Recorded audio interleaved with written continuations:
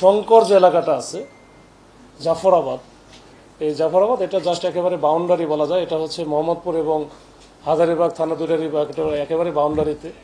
তো এইখানে নুরুল ইসলাম নামে একজন ফটোগ্রাফার, যিনি ফটোগ্রাফি করে থাকেন, বিভিন্ন ইভেন্টে ফটোগ্রাফি করে থাকেন। উনি সন্ধ্যা বা 8টার কাছাকাছি, 8:15টার দিকে, রাত 8:15টার দিকে রিক্সা যোগে উনি এবং তার সাথে আরেকজন ছিলেন ইমন। যখনই ওই মোটামুটি ওখানে জাফরাবাদের ওখানে পৌঁছে যায়, তখনই কয়েকজন বেশ কিছু ছেলেপেলে যারা কিশোর বা ইয়াং বয়সের ছেলেপেলে, তারা তার পথ রোধ করে বা রিক্সা আটকায় দিয়ে তার কাছে যে ক্যামেরাগুলো ছিনতাই করার চেষ্টা করে, মানে নেওয়ার চেষ্টা করে, তখনই ইমন পালায় গেলেও চলে যেতে পারলো। ওখানে কিন্তু নুরুল হককে ওখানে ব্যাপক আকারে গুরুতর জখম করে মাথায়, ঘাড়ে, হাতে, বুকে, এগুলো বিভিন্ন জায়গায় স্ট্যাবিং করে তারা কিন্তু পালিয়ে যায়। পরবর্তীতে নুরুল হককে ঢাকা মেডিকেলে নিয়ে যাওয়ার পরে ডাক্তার তাকে মৃত ঘোষণা করে। এই অবস্থার প্রেক্ষিতে একটা মামলা হয়। মামলা রুজু হওয়ার পরে আমরা চেষ্টা করতে থাকি বিভিন্নভাবে, বিশেষ করে ওইখানকার যে সিসি ক্যামেরা আশেপাশে যেগুলো ছিল সেগুলো আমরা পর্যালোচনা করি। এইখানে তথ্য প্রযুক্তি আমরা ব্যবহার করি এবং এই ক্ষেত্রে আমরা কিছু ক্লু পাই যে তার সাথে এই ইভেন্ট ম্যানেজমেন্টের কথা বলে বা যে বিয়ের অনুষ্ঠানের কাভারেজ দেওয়ার কথা বলে তাকে কিন্তু ডেকে নিয়ে আসে। এই যে যারা তার সাথে যোগাযোগ করছিল, এই বিষয়গুলো আমরা টোটাল বিষয়গুলো আমরা অ্যানালাইসিস করে আমরা একটা টিম কিন্তু মাঠে নামি। মাঠে নামার পরে আমরা একের পর এক বিশেষ করে ময়মনসিংহের যে ধুবাউড়া বা হালুয়াঘাট, ওইখানে 2-3টা থানা এবং এদিকে ঢাকা জেলা আশুলিয়া থানা কিছু এলাকায় অভিযান পরিচালনা করে আমরা মোটামুটি এখন পর্যন্ত 10 জনকে ধরেছি। এই 10 জনই আমরা মোটামুটি জেনেছি এই 10 জনই এই ঘটনার সাথে সম্পৃক্ত ছিল, সরাসরি সম্পৃক্ত ছিল। এই 10 জনের বয়সে মোটামুটি বলা যায় 18 থেকে 20 বা 21 বছর বয়স, মানে একেবারে ইয়াং বয়সের। এবং এর নেতৃত্বে ছিলেন হচ্ছে নাইম। এই গ্রুপটা মূলত টিকটকার গ্রুপ। এরা হচ্ছে রায়ের বাজার কেন্দ্রিক এদের বাসা।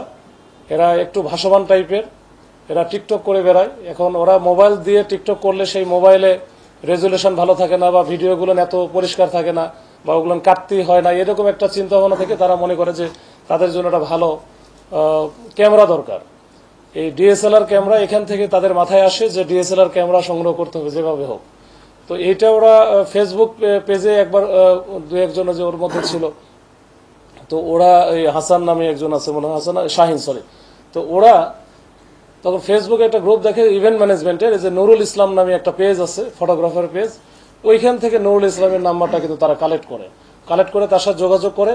প্রথমে ফোন দিয়ে যোগাযোগ করার পরে বলে যে আমাদের তো ইভেন্ট একটা আছে, বিবাহ অনুষ্ঠান জাফরাবাদে, তো এইখানে আপনি করতে পারবেন। বললো যে আমার কাজই তো ইভেন্ট ম্যানেজমেন্ট করা বা ফটোগ্রাফি করা, সমস্যা নেই, আমি করতে পারবো।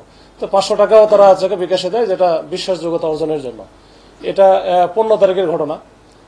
তারপরে তারা এর মধ্যে যোগাযোগ করে সব ঠিকঠাক আছে। 16 তারিখে এই নুরুল ইসলাম থাকেন আবার এজিবি কলোনি, যেটা যে মতিঝিল, ওখান থেকে সন্ধ্যার পরে সে বের হয়ে আসে ও তাদের সাথে যোগাযোগ করে যখন এই যে শঙ্কর বাস স্ট্যান্ডের নামে, ওখানে একজন তার সাথে দেখা করে কোথায় যাইতে হবে, যে ব্লুমিং চাইল্ড স্কুল যেটা আছে ওটার কাছাকাছি ওখানে যেতে বলে, যে ওইখানে আমাদের লোকজন আছে, ওর পাশেই হচ্ছে বিয়ের অনুষ্ঠান, আপনি চলে আসেন।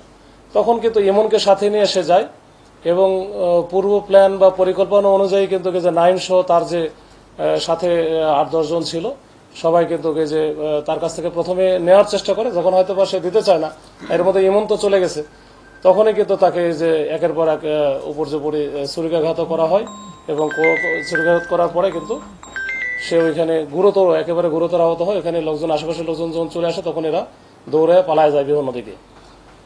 তো এই ঘটনায় আমরা কিন্তু যে দুটো ডিএসএলআর ক্যামেরা ছিনতাই হয়েছিল বা ওখান থেকে নিয়ে গেছিল, এই 2টা ক্যামেরাই আমরা কিন্তু উদ্ধার করেছি। একটা ক্যামেরা আমরা মোহাম্মদপুর এলাকা থেকে 2টা ক্যামেরা উদ্ধার করা, এবং এর সাথে যে অস্ত্র তারা ব্যবহার করেছিল, বিশেষ করে চাপাতি এবং রামদা, এগুলো কিন্তু আমরা উদ্ধার করেছি এবং এগুলো কিন্তু আমরা সিসি ক্যামেরা ফুটেজেও দেখেছি যে অস্ত্র রামদা নিয়ে দৌড়াইতেছে।